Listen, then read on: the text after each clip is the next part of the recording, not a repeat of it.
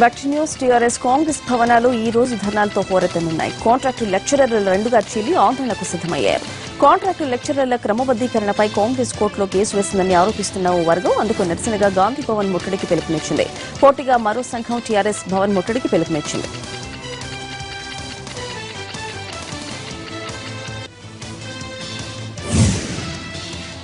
కడప జిల్లాలో నేడు రెండో రోజు పర్యటించనున్నారు వైసీపీ అధినేత వైఎస్ జగన్. 3 రోజుల పర్యటనలో భాగంగా తొలి రోజు ఇడుపులపాయలో వైసీపీ ప్రజాప్రతినిధులతో సమావేశమయ్యారు జగన్. జమ్మలమడుగు, ప్రొద్దుటూరు, పులివెందుల, కమలాపురం, రాయచోటు నియోజకవర్గాల్లో వైసీపీ నేతలతో చర్చించారు. ఈ 5 నియోజకవర్గాల్లోని ఎంపీటీసీలు, జెడ్పీటీసీలు, కౌన్సిలర్లతో స్థానిక సంస్థల ఎమ్మెల్సీ ఎన్నికలపై చర్చలు జరిపారు. మరోవైపు గతంలో పార్టీని వీడి టీడీపీలో చేరిన 6 కడప కార్పొరేటర్లు తిరిగి సొంత గూటికి చేరడంతో వైసీపీ శ్రేణుల్లో ఉత్సాహం నెలకొంది.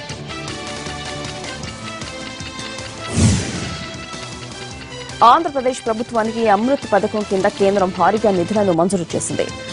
అటల్ మిషన్ కింద రానున్న 3 ఏళ్లలో ఏపీలో 1350 కోట్ల రూపాయల నిధులను కేంద్ర ప్రభుత్వం ఖర్చు పెట్టనుంది. కేంద్ర సహాయంగా 405 కోట్ల రూపాయలు మంజూరు చేశారు.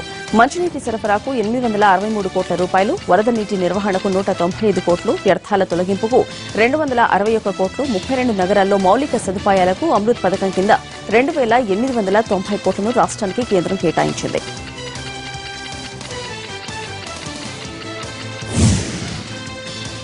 లోకేష్ కు త్వరలోనే ఏపీ కేబినెట్ లో చోటు కల్పిస్తామనే సంకేతాలు ఇచ్చారు సీఎం చంద్రబాబు. తనను కలిసిన టీటీడీపీ నేతలతో ఆయన విషయం చెప్పారు. పార్టీని ప్రజల్లోకి తీసుకెళ్లాల్సిన బాధ్యత తెలంగాణ నేతలదేనని చెప్పారు బాబు. పార్టీ బలోపేతానికి ప్రతి చిన్న అవకాశాన్ని సద్వినియోగం చేసుకోవాలని, కొత్త జిల్లాలో పార్టీ కార్యాలయాలు ఏర్పాటు చేసుకోవాలని సూచించారు. తెలంగాణ ప్రభుత్వంపై అసంతృప్తి పెరుగుతోందనే విషయాన్ని టీటీడీపీ నేతలు బాబు దృష్టికి తెచ్చారు. నెలలో ఒక్క రోజును తమకు పూర్తిగా కేటాయించాలని చంద్రబాబును కోరారు టీటీడీపీ నేతలు. యాసిడ్ దాడులకు పాల్పడిన వారిపై కఠిన చర్యలు తీసుకునే చట్టంలో మార్పులు చేయాలని నిర్ణయించింది తెలంగాణ కేబినెట్. 10 ఏళ్ల నుంచి జీవితకాలం శిక్ష విధించే అవకాశంతో పాటు నేరస్తులకు జరిమానా విధించి ఆ డబ్బును బాధితుల కుటుంబాలకు ఇచ్చేలా మార్పులుండాలని అభిప్రాయపడ్డారు మంత్రులు. జైళ్ల సంస్కరణలపై హోంమంత్రి నాయని అధ్యక్షతన కేటీఆర్, ఈటెల, ఇంద్రకరణ్ రెడ్డిలతో సబ్ కమిటీ ఏర్పాటైంది. అలాగే ప్రాధాన్యత గల ఎత్తిపోతల ప్రాజెక్టుల్ని గుర్తించి వెంటనే పూర్తి చేయాలని నిర్ణయించింది మంత్రిమండలి. కంతనపల్లి బ్యారేజీకు బదులుగా తుపాకులగూడెం వద్ద బ్యారేజీ కట్టాలని నిర్ణయం తీసుకున్న ప్రభుత్వం రాజీవ్ సాగర్, ఇందిరాసాగర్ ప్రాజెక్టుల్ని రద్దు చేసింది.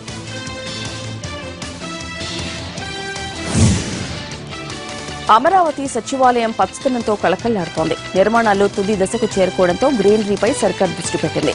సీఎం బ్లాక్ దగ్గర అందమైన మొక్కలు నాటారు. బ్లాకుల ముందున్న ఖాళీ ప్రదేశాన్ని కూడా పచ్చదనంతో నింపేశారు. దీంతో ఖాళీ ప్రదేశం పార్క్ లాగా మారిపోయింది.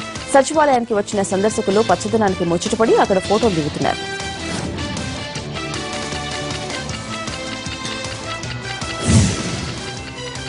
ఏపీలో ప్రైవేటు స్కూళ్ల ఏర్పాటుకు అనుకూలమైన వాతావరణం కల్పించే దిశగా కీలక చర్యలకు ప్రభుత్వం శ్రీకారం చుట్టబోతోంది. సెల్ఫ్ ఫైనాన్స్ స్కూళ్లకు సింగిల్ విండో అనుమతులతో పాటు విద్యార్థులకు ఉపయోగపడని నిబంధనలను తొలగించేందుకు ప్రయత్నిస్తున్నట్లు తెలిపారు విద్యాశాఖ మంత్రి గంటా శ్రీనివాస్. ఫికీ ప్రతినిధుల బృందం ఏయూ ఉన్నతాధికారులతో సమీక్షించిన మంత్రి గంటా సమగ్ర విద్యా విధానం రూపొందించేందుకు విస్తృతమైన కృషి జరుగుతోందన్నారు. రైతుల సమస్యలు పరిష్కరించేందుకు మార్కెట్ కంపెనీలు పనిచేయాలని సూచించారు తెలంగాణ మంత్రి హరీష్ రావు. బోయినపల్లి అంబేద్కర్ మార్కెట్ కమిటీకి నూతనంగా ఎన్నికైన సభ్యులతో తెలంగాణ మంత్రులు ప్రమాణ స్వీకారం చేయించారు. రైతులకు తమ ప్రభుత్వం అండగా ఉంటుందని చెప్పారు మంత్రులు.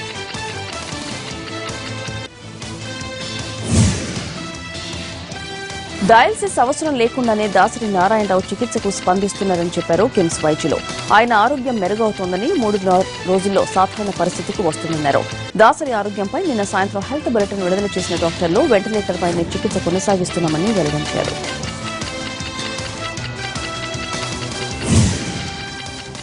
హైదరాబాద్ గాంధీ ఆసుపత్రిలో కాంట్రాక్టు నర్సుల ఆందోళన 7వ రోజుకు చేరుకుంది. వెంటనే విధుల్లో చేరకపోతే సీరియస్ యాక్షన్ తీసుకుంటామని ఆసుపత్రి సూపరింటెండెంట్ నోటీసులు ఇచ్చినా వారు వెనక్కి తగ్గడం లేదు. మరోవైపు వైరల్ ఫీవర్లు, సీజనల్ వ్యాధులతో రోగుల తాకిడి గాంధీ ఆసుపత్రికి పెరిగింది. 200 మందికి పైగా నర్సులు విధిని బహిష్కరించడంతో రోగులకు ఇబ్బందులు తప్పడం లేదు. తమ న్యాయమైన సమస్యలను పరిష్కరించే వరకు ఆందోళన విరమించేది లేదంటున్నారు నర్సులు. గని కార్మికుల ప్రపంచ 2వ మహాసభలు పెద్దపల్లి జిల్లా గోదావరి ఖనిలో ఘనంగా జరుగుతున్నాయి. కార్యక్రమంలో భాగంగా ఈ రోజు ప్రతినిధుల సభ జరుగుతోంది. ఈ నెల 5వ తేదీ వరకు జరగనున్న ఈ మహాసభల్లో పాల్గొనేందుకు మొరాకో, బంగ్లాదేశ్, పెరు, కజకిస్తాన్, పోలాండ్తో సహా పలు దేశాలకు చెందిన విదేశీ ప్రతినిధులు వచ్చారు. మొదటి మహాసభలు 2013లో పెరు దేశంలో జరగగా ఈసారి సింగరేణి ప్రాంతంలో నిర్వహిస్తున్నారు. శ్రీకాకుళం జిల్లా కొత్తూరు మండలం బమ్మిడిలో ఏనుగులు విధ్వంసం సృష్టించాయి. అమ్మనమ్మ మోడర్న్ రైస్ మిల్లోకి చొరబడ్డ గజరాజులు 100 బస్తాల ధాన్యాన్ని ధ్వంసం చేశాయి. కొంతకాలంగా గిరిజన గ్రామాల్లో సంచరిస్తున్న ఏనుగులు ఇప్పుడు ఏకంగా మైదాన ప్రాంతానికి చేరుకుని బీభత్సం చేయడంతో స్థానికులు భయాందోళనకు గురవుతున్నారు. వారం రోజులుగా జమ్మిడి, ఆ చుట్టుపక్కల ప్రాంతాల్లో ఏనుగులు సంచరిస్తున్నా జిల్లా అధికార యంత్రాంగం పట్టించుకున్న పాపన పోలేదంటూ స్థానికులు వాపోతున్నారు. శ్రీకాకుళం జిల్లా సీతంపేట ఏజెన్సీతో పాటు హిరా, కొత్తూరు మండలాల్లో ఏనుగుల గుంపు స్వైర విహారం చేస్తున్నాయి. రోజుకో ప్రాంతాల్లో సంచరిస్తూ ఠారతీస్తున్నాయి. ఉన్నవి 4 ఏనుగులే అయినా గుంపుగా ఒకేసారి గ్రామాల్లోకి చొరబడుతున్నాయి. రాత్రి పగలు మైదానం, కొండ ప్రాంతాలు తేడా లేకుండా అందరినీ భయభ్రాంతులకు గురిచేస్తున్నాయి. 15 రోజులుగా హిరా, కొత్తూరు మండలాల్లోని ఆకుల తంపర, గురుండి, కాశీపురం, దాసరథిపురం గ్రామ శివారు ప్రాంతాల్లో సంచరిస్తూ పంట పొలాలను నాశనం చేస్తున్నాయి.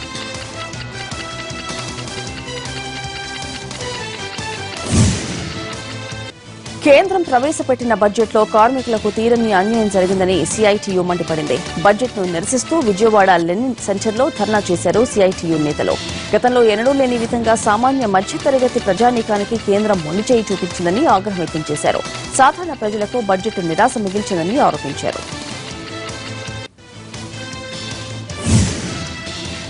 హాస్టల్ వార్డెన్ వేధింపులకు నిరసనగా కర్నూలు కలెక్టరేట్ ముందు ఆందోళనకు దిగారు గవర్నమెంట్ డిగ్రీ కాలేజ్ విద్యార్థులు.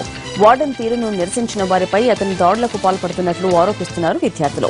బయట వ్యక్తులను హాస్టల్లోకి తీసుకువచ్చి తమపై దాడులు చేయించిన వార్డెన్ శ్రీనివాసులను వెంటనే బదిలీ చేయాలని డిమాండ్ చేశారు విద్యార్థులు.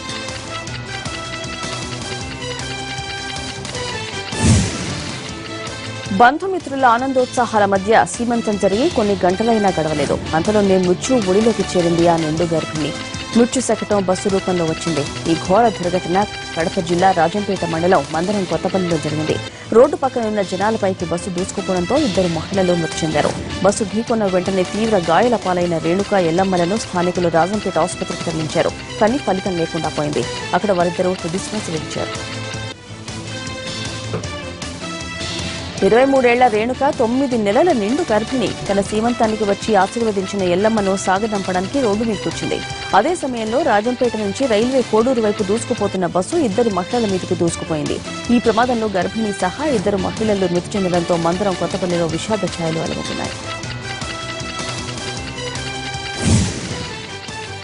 హైదరాబాద్ లో దారుణం జరిగింది. ఎర్రగడ్డ నందానగర్లోని సెంట్ జూడ్స్ పాఠశాలలో 8వ తరగతి చదువుతున్న రవళిక ఆత్మహత్య చేసుకుంది.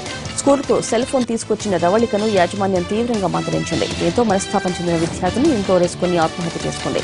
రవళికి